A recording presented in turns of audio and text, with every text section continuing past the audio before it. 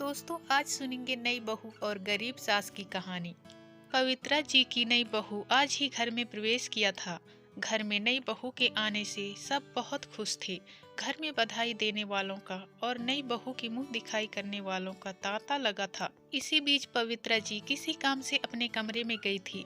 तभी उनकी नजर अपने पति रमाकांत जी की फोटो की ओर गई, जिनकी अभी 2 साल पहले मृत्यु हुई थी। पवित्रा जी जिस काम से आई थी उसे भूलकर अपने पति की फोटो के सामने खड़ी होकर एकटक उन्हें देख रही थी। उनकी आंखों से आंसू गिरने लगे। तभी उनका बेटा अमित आ गया। अमित कहता है, माँ क्या बात है, आप रो क्यों रही हो, सब ठीक तो है? तब पवित्रा जी ने कहा, नहीं बेटा कोई बात नहीं, बस तेरे पापा की याद आ गई थी, वे आज होते तो बात ही कुछ और होती। अमित कहता है, हाँ माँ ये बात तो है, पर आप दुखी मत हो, यह सब भगवान के हाथ में है। चलो बाहर, सब आपका इंतजार कर रहे हैं। पवित्रा जी आंसू पोंछकर बाहर आकर मेहमानों की खातिरदारी में लग जाती हैं। शादी से भरे घर में सभी नई बहू को घेरे बैठे थे।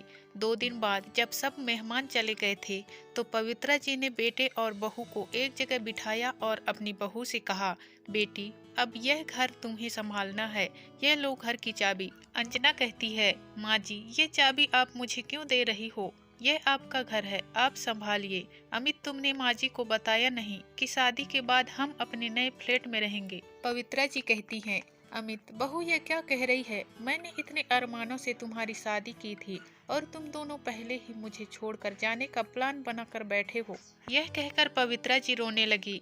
तब अमित कहता है, माँ ऐसी कोई बात नहीं है, तुम तो जानती हो अंजना नए ख्यालों की लड़की है, इसलिए हम अलग रहना चाहते हैं। यहाँ ये एडजस्ट नहीं हो पाएगी। हम आपसे कभी कभी मिलने आया करेंगे और आप चाहो तो कुछ दिन के लिए हमारे साथ रहने आ सकती हो। यह सुनकर पवित्रा जी को बहुत झटका लगा। उनके पति का स्वर्गवास हो चुका था। इकलौता बेटा अमित भी उन्हें छोड़कर जा रहा था। अब वे अकेले किसके सहारे रहेंगे, यही सोचकर वे रोते हुए अपने कमरे में चली गई। 2 दिन बाद अमित और अंजना अपने नए घर में चले गए। जाते समय अमित ने अपनी माँ से कहा, माँ मैं आपसे मिलने आता रहूंगा और पैसे भी भिजवाता रहूंगा, आप चिंता मत करो। पवित्रा जी अपनी बेटे अमित से कहती हैं, उसकी तुम चिंता मत करो, तेरे पापा इतना कुछ छोड़कर गए हैं कि मैं जीवन भर सुख से रह सकती हूँ। तू जाकर अपनी गृहस्थी जमा, मेरी चिंता छोड़ दे।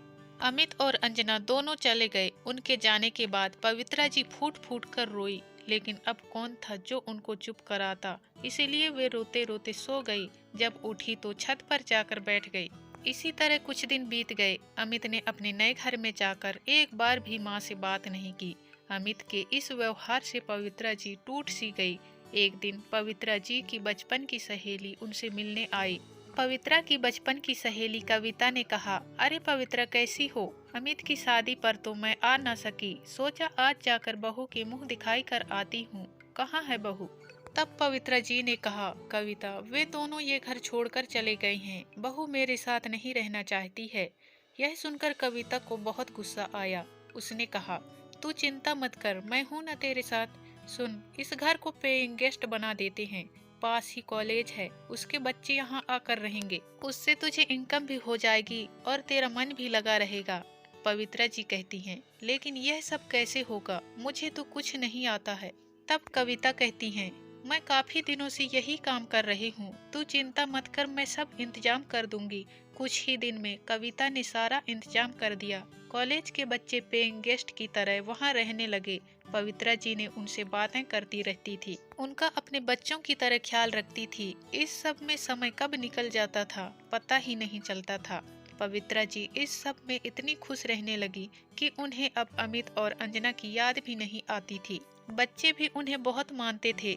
इस तरह उनका अकेलापन भी दूर हो गया और उन्हें किसी पर बोझ भी नहीं बनना पड़ा।